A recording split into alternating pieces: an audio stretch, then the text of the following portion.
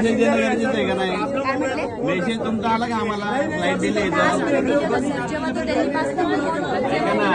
दिल्ली पासून इथे काय 5 मिनिटात पोहोचणार होते काय? किती 2 तास अगोदर तुम्हाला कळलं ना? तुम्ही मेसेज का नाही केला आम्हाला? अहो तुमचा अजून पण मेसेज नाही आम्हाला, असं काय करता? कधी गेलं इन्फॉर्म? अहो कधी फ्लाईट तुमची 2 तास अगोदर निघली ना, 2 तास अगोदर तुम्हाला कळायला पाहिजे ना इकडे. किती 8 तास 5:15 तास कळलं तुम्हाला? 6 वाजता कळलं.